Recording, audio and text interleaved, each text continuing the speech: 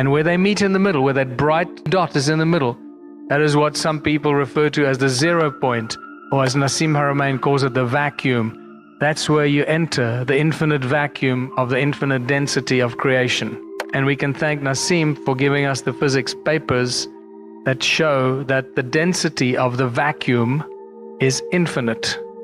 So, therein lies the important understanding how sound moves faster than the speed of light, because the resonance and the sound frequencies that get sucked into the torus, that's what they do. They suck it in and they also give it out. But actually what the torus does, it pulsates all the time. It pulsates like this because it's moving. Sound moves, so it pulsates, goes in and out all the time. So there's stuff going in and there's stuff coming out.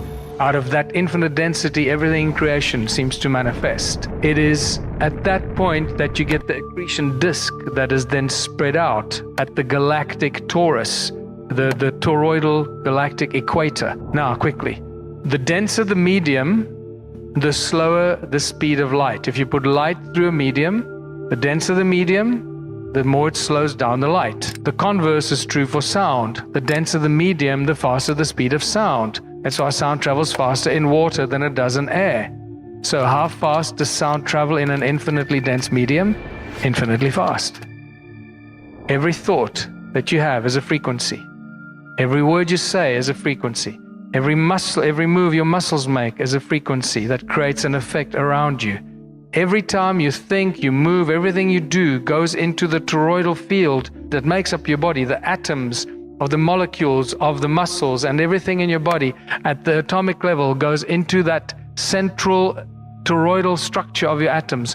It goes into that central point or the vacuum, that infinite density, and from that it is available to everyone everywhere in creation. And this is why ancient people knew how to communicate with anyone everywhere across all space and time, because every thought you have is immediately available to everyone everywhere in all of creation. That's if our pineal glands are switched on. This is why I believe these bird-headed beings worked so very hard to destroy our pineal glands. That's starting to make sense. Otherwise, why would they spend so much time and energy and depict it? Destroy the pineal glands. We understand that it is the sound of the earth that creates the magnetic fields.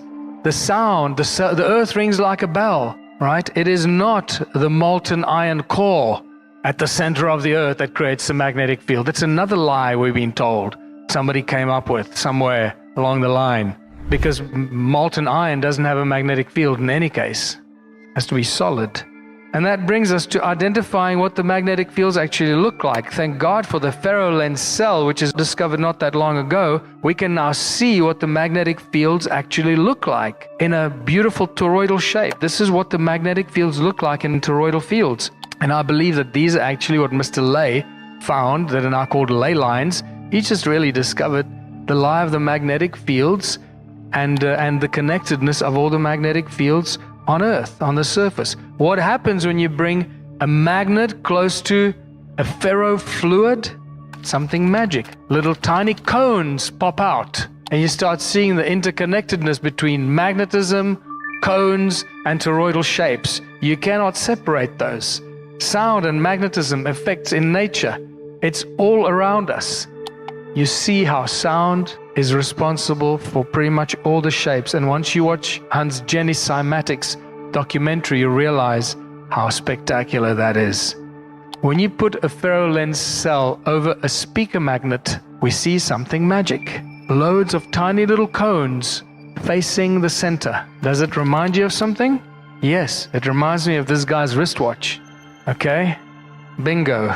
There you got it. Somehow these guys were using magnetics and sound and cone technology with magnets and cone there. Can't separate them. And this is the technology they used to manipulate humanity and many other things. Cone-shaped tools and ancient technology. Once I started studying this, it blew my mind.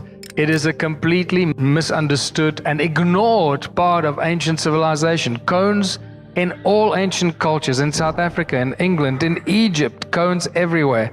In Australia, this Mayan deity is holding 2 cones. The importance of holding 2 cones is really critical. I'll explain to you why I believe that is so. This guy's healing, this is a Sumerian statue. healing somebody with cone-shaped tools, cone-shaped hats used in special ceremonies. Wizards wear cone-shaped hats, and their wands are cone-shaped. And then obviously the cones of these ancient beings that were doing something to us, or humans. And this is important to realize. When Caesar technology was first introduced to us, only in 2009, this is when the cone-shaped technology becomes important, when sound is propelled into a Caesar beam. So what happens when you put sound into a cone? It speeds up, speeds up, speeds up. By the time it leaves the tip, it is moving faster than the speed of light. It becomes what's known as hypersound and a Caesar.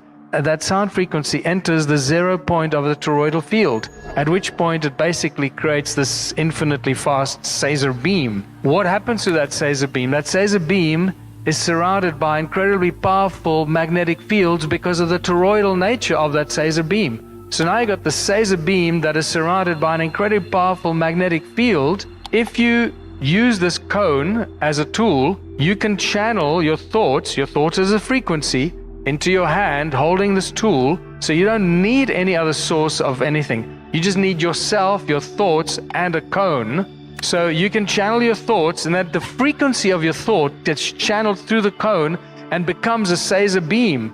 Your thought, the energy of your thought becomes a Caesar beam. So if you're thinking, I want to chop down that mountain, I want to cut that mountain, it's that thought, that energy goes into the Caesar beam. And this, I believe, how they did it, because there seems to be very little other evidence for this other than this.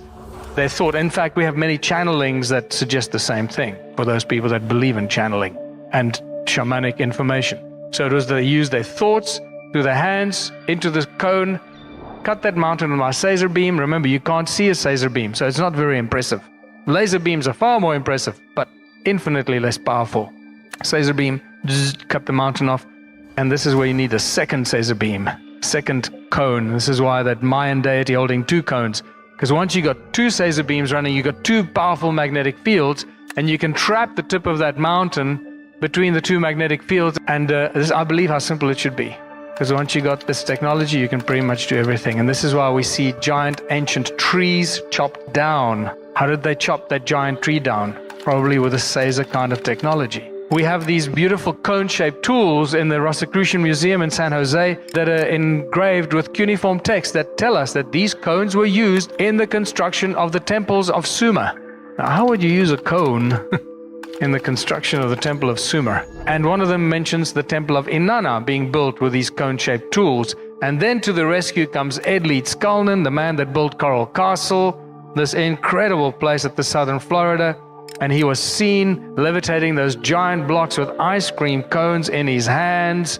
And this is why I call it the ice cream cone phenomenon. Just like that Mayan dude with two ice cream cones, he was seen holding two ice cream cones levitating those giant blocks. I hope that this is starting to provide a body of interesting evidence of how this stuff works. And that brings us to dragonflies and other beetles and bugs whose bodies are too big for their wings. Those are not blood vessels in the dragonfly. Those are hollow tubes. The dragonfly doesn't flap its wings like a bird. It vibrates them and buzzes them.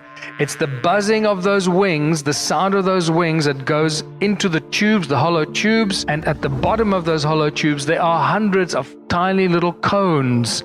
So the sound frequency goes out of the cones, creating these toroidal fields around the dragonfly's wings, putting them into a state of gravity-free zone around them because of the cone-shaped technology in their wings. And the same for Viktor Grebennikov, the man who studied the bugs that were too big to fly, and then he learned how to use the bug's wings to build a levitation platform. He wrote a whole book about this. He built this levitation platform. Unless people know this technology, they think he's a crank. He's just talking rubbish. Well, I believe he's actually telling us exactly what's going on here. It looks like he had a motorbike handle on that device and just cranked up the frequency. And at some frequency, that sound through the bug's wings would have created that toroidal field around his little levitation device. He said that he moved faster than the speed of sound on that levitation platform. And because you've got this balanced toroidal field around you that he somehow managed to create, it wasn't dangerous. Then he started studying the bug's wings, and look at the image on the left here. Pay attention, very close attention to that structure there. And then we get back to the Taurus stones that emit powerful sound and frequencies. We've measured sound energies coming out of the Torus stones, very, very powerful frequencies. Some of them give us up to 3,400 decibels of sound. That's very, very powerful stuff. Very high frequencies. You can't hear it, but it affects your body. Also, what I've been noticing is that these Torus stones can act as intentional tools. If you put your intention into it, it amplifies your thoughts, amplifies your intentions, these Torus stones. So they could be very good or very dangerous. And basically, like we said, it's scalar technology, scalar vortex, Torus effect. As it goes in, it goes into that infinite vacuum, the density of the vacuum, and then creates a bigger torus around it. And this happens simultaneously because of that infinite density of that vacuum, that 0 point. We put one of these Torus stones in a bucket of water. The next morning, there were thousands of bubbles going around, spiraling into the center of the Torus stone, torus and cone combination. This is built into our own human anatomy. We have this in our eyes.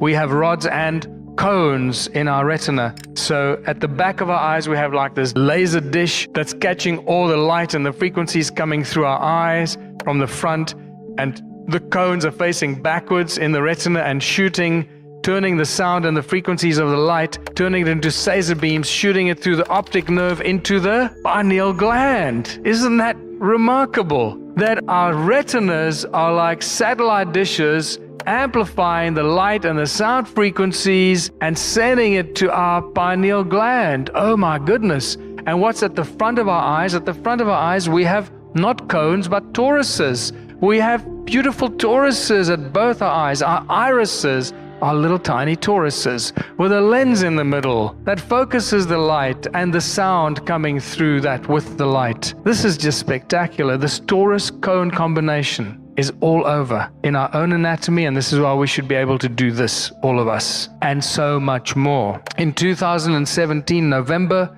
the Saab Award, which is a big deal military award, Saab Science Award, was won by this guy called Henrik Holter for developing a new antenna. It's called the phase ray antenna. It's a plate with a bunch of cones on it. Here's a close-up of it.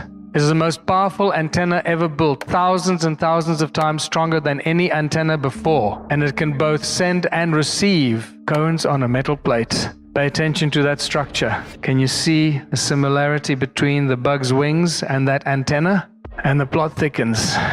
Everything that we do in science, technology, in development, it's all just mimicking nature, biomimicry. And this is why when we start looking at free energy, we should look at sound and magnetism. Unfortunately, Isaac Newton knew nothing about magnetism. This was a shock to the system when I discovered this. And this is why we have so much problems. But there's a lot more to discuss because Newton was a smart guy. I actually believe he was put up to writing that crap that we all teach our kids at school today.